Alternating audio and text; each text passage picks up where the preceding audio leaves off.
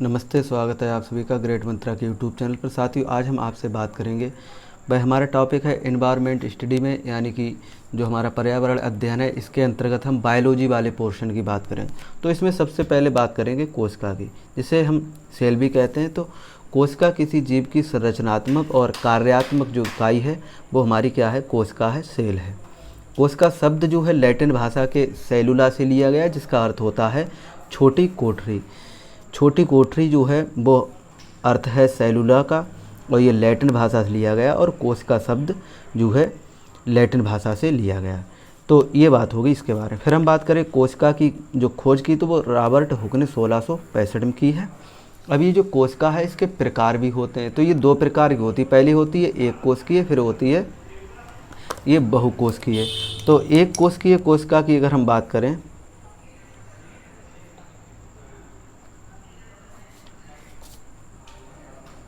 कोशिका, ये भी कोशीय कोशिका, तो इसमें क्या होता है, जो यूकैरियोटिक, इसे हम एक कोशिकीय कोशिका कहते हैं। इसमें अमीबा है, यूग्लिना है, पैरामीशियम, बैक्टीरिया इत्यादि पाए जाएंगे। जो बहुकोशिकीय है इसके लिए हम प्रोकैरियोटिक सेल्स कहते हैं। इसमें पादप और प्राणी दोनों पाए जाएंगे। जैसे कि पादप में पीपल है, घास है, वृक्ष हैं, जितने भी वो आ जाएंगे। और प्राणियों मानव है, मच्छर है, ये सब आ जाएंगे। फिर हम कोशिका संरचना की अगर हम बात करें तो इसमें सबसे पहले होता है कोशिका प्लाज्मा। तो पदार्थों के भीतर और बाहर जाने पर नियंत्रण जो रखती है वह हमारी प्रोटीन और लिपिड की बनी जो झिल्ली है वो क्या कहलाएगी, कोशिका वो कोशिका झिल्ली कहलाएगी। फिर हम बात करें केंद्रक की, न्यूक्लियस की, तो रॉबर्ट हुक के द्वारा 1831 में से देखा गया। और एक केंद्रक पर अनेक जो छिद्र होते हैं, जो केंद्रक द्रव्य और कोशिका द्रव्य के बीच चयनात्मक रूप से पदार्थों का जो आदान प्रदान करते हैं वो हमारे केंद्रक कहलाते हैं। केंद्रक क्या कहलाते हैं, ये जो केंद्रक पर अनेक छोटे छिद्र होते हैं जो केंद्रक द्रव्य और कोशिका द्रव्य के बीच चयनात्मक रूप से पदार्थों का आदान प्रदान करते हैं, वो हमारे क्या कहलाते हैं, केंद्रक। इसे न्यूक्लियस भी कहते हैं। फिर आगे हम बात करें केंद्रक द्रव्य की, तो केंद्रक द्रव्य क्या होता है, इसे हम साइटोप्लाज्म कहते हैं। केंद्रक के अंदर पाए जाने वाला पदार्थ केंद्रक द्रव्य कहलाता है। क्या, केंद्रक के अंदर पाए जाने वाला पदार्थ केंद्रक द्रव्य कहलाता है। इसके लिए कालीकर ने 1862 में इसका वर्णन किया था। और इसके बाद अगर हम देखें जीव द्रव्य, जिसके लिए हम प्रोटोप्लाज्म कहते हैं, तो जो जीव द्रव्य है ये सभी सजीव कोशिकाएं, जो कोशिकाएं हैं उनमें पाया जाता है। इसमें पाए जाने वाले सभी पदार्थ को जीव द्रव्य कहते हैं, प्रोटोप्लाज्म कहते हैं। इसकी खोज जो है 1939 में किसने की है, पुरकिंजे ने की है। किसने, पुरकिंजे ने। अब हम बात करेंगे आगे सेल वॉल की। तो जो सेल वॉल है हमारी उसकी, अब सेल वॉल क्या है, तो सेल वॉल में क्या होता है, जो सेल वॉल किसे कहते हैं, कोशिका भित्ति। तो पादपीय कोशिका की जो सबसे बाहरी जो मोटी छिद्रयुक्त और जो पारगम यानी जिसके आर पार देखा जाए, तथा जो निर्जीव आवरण की कोशिका भित्ति होती है उसके लिए हम कोशिका भित्ति कहते हैं। तो ये जो रिक्तकाएँ जिनके लिए हम वैकुल्स भी कहते हैं, पादप कोशिका में पाए जाने वाली गोल द्रव्य और खोखली जो झिल्ली है उसके लिए हम, खाली स्थान है उसके लिए हम वैकुल्स कहते हैं। और केंद्र के लिए हम कोशिका भी कहते हैं, और इसके लिए हम नियंत्रण कक्ष भी कहते हैं। ये तो बात होगी केंद्रक के लिए। अब दूसरी बात सुनो, दूसरी बात है राइबोसोम के लिए।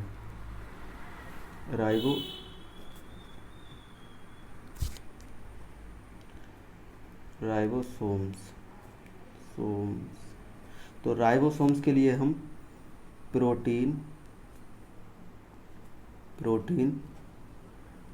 फैक्ट्री भी कहते हैं। फिर हम आगे अगर देखें तो ये जो लाइसोसोम है,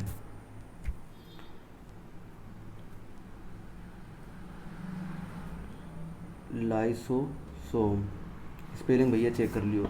लाइसोसोम के लिए हम आत्मघाती थैली, या इसके लिए हम पाचक थैली भी कहते हैं। आगे अगर हम देखें तो 3 चीज़ें हुई। चौथा है हमारा माइटोकॉन्ड्रिया। तो माइटोकॉन्ड्रिया के लिए हम ऊर्जा घिरे भी कहते हैं।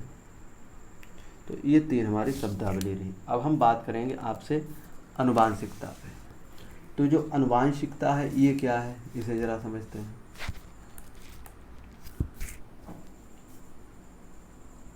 अनुवांशिकता,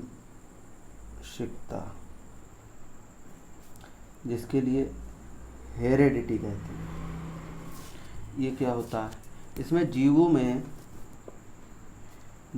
में एक पीढ़ी से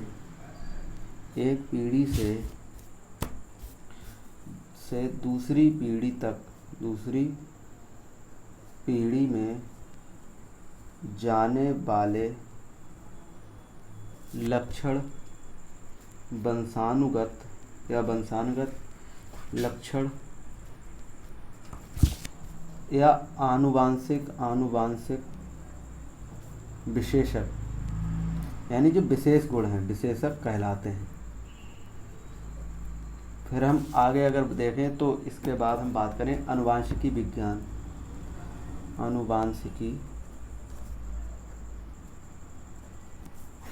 आनुवांशिकी विज्ञान क्या होता है? जो अध्ययन है वो स्टैटिक्स यानी कि आनुवांशिकी कहलाता है। और ग्रेगर जॉन मेंडल साहब हैं, इन्होंने आनुवांशिकी की नींव डाली है। और आनुवांशिकी जो शब्द है वो बेस्टन जी ने दिया है 1905 में।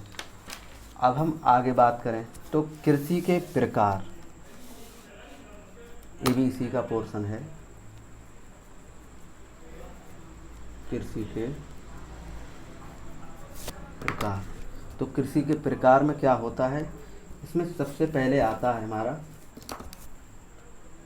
सेरीकल्चर। तो सेरीकल्चर किसे कहते हैं? ये रेशम कीट के लिए जो रेशम पालन है, जो कीटों के द्वारा किया जाता है, रेशम कीटों के द्वारा, उसके लिए हम कहते हैं। इसमें क्या होता है? रेशम कीट से रेशम प्राप्त होता है तथा शहतूत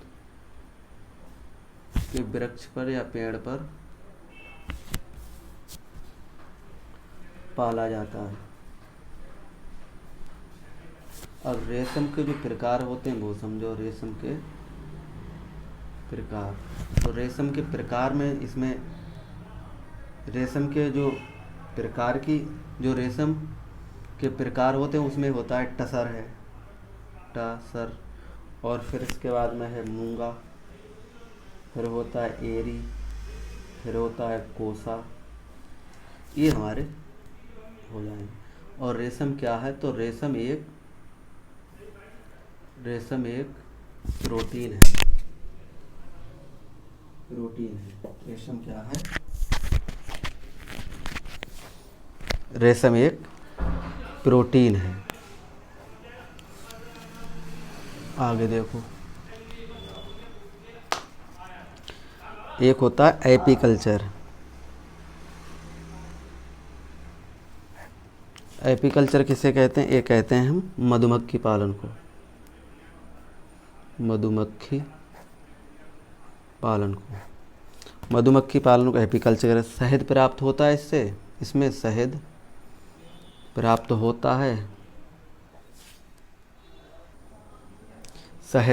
होता है एपीकल्चर यानी कि मधुमक्खी पालन में। और इसके साथ साथ हमारे लिए ये देखें तो भारत में ये मधुमक्खी पालन होता है। और भारत में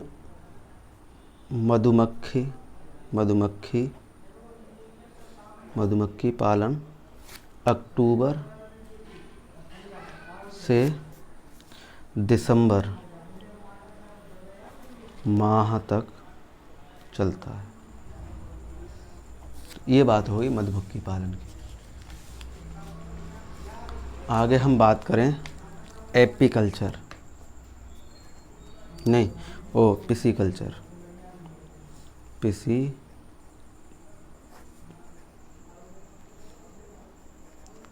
की। तो पिसीकल्चर क्या होता है? ये होता है मत्स्य पालन। तो मत्स्य पालन जैसे रोहू है, या मांगूर है जिसे मुंगेर बोलते हैं, या कतला है। इसमें झींगा भी शामिल है, साथ ही झींगा मछली है, ये इसमें पाई जाती है। फिर आता है हमारा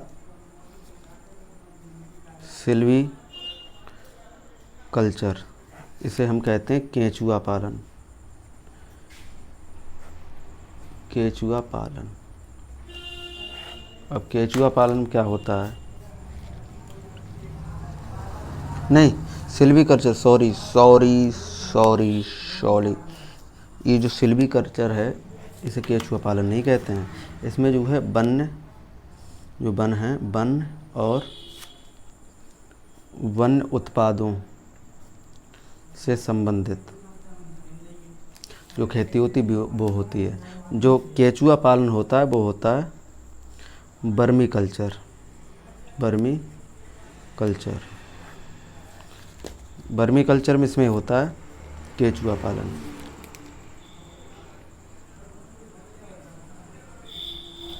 इसमें केंचुओं को पाला जाता है किसानों के लिए, ये बहुत ही फ़ायदेमंद होता है, जो किसान की जो मित्र भी कहलाता है, और ये जो भूमि होती है उसके लिए भुरभुरा रखता है, तो उसमें ऑक्सीजन का और कार्बन डाइऑक्साइड का आदान प्रदान सुचारू रूप से चलता रहता है। तो ये बात हो गई हमारी क्या बोलते हैं वर्मी कल्चर की। अब हम बात आपसे करेंगे वह है हमारा एग्रीकल्चर।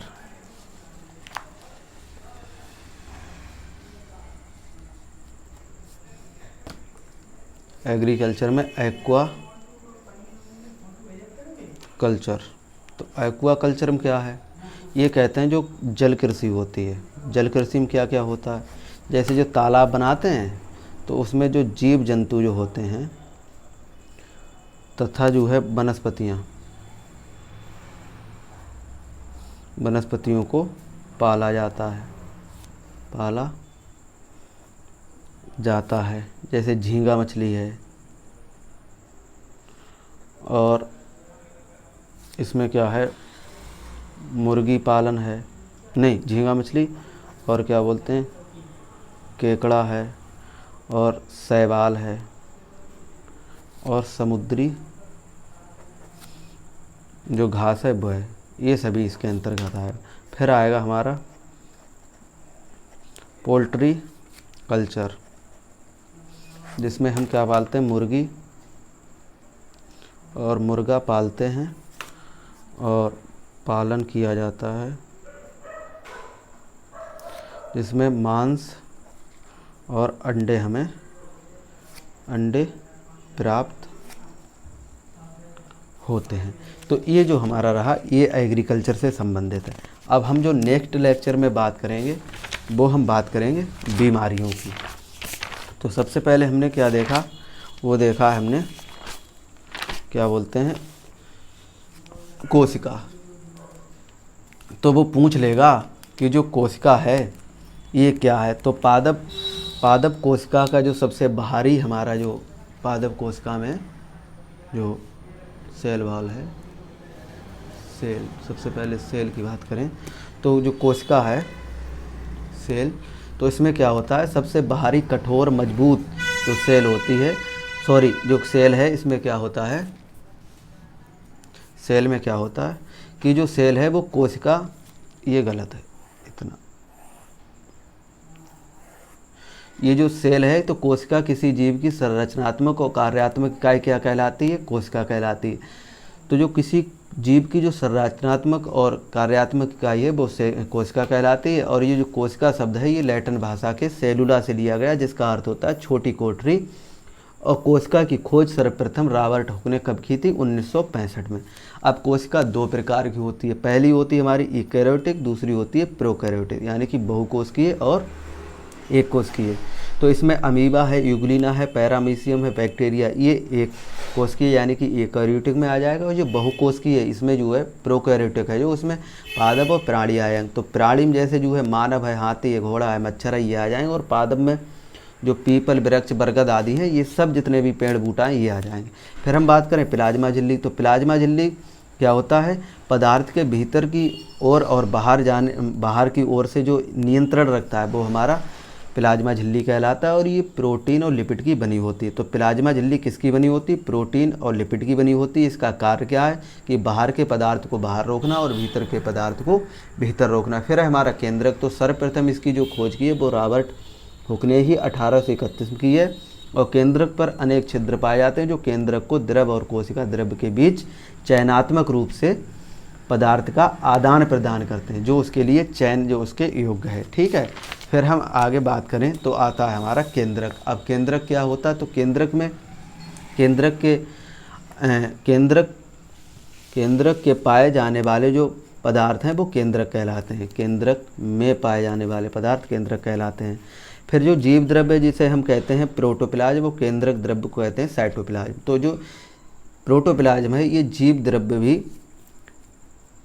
जीव द्रव्य सभी सजीव कोशिकाओं में पाया जाता है और इसमें पाए जाने वाली जो सभी पदार्थ है वो हम क्या कहते हैं? उसे जीव द्रव्य कहते हैं। इसकी जो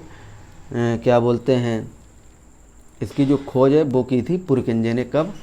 1939 में। फिर इसके बाद अगर हम देखें तो सेल वॉल, तो कोशिका भित्ति है जो पादपों में कोशिका सबसे बाहरी मोटी छिद्रयुक्त पारगम्य तथा जो निर्जीव आवरण है उसके लिए हम सेल वॉल कहते हैं, कोशिका भित्ति कहते हैं।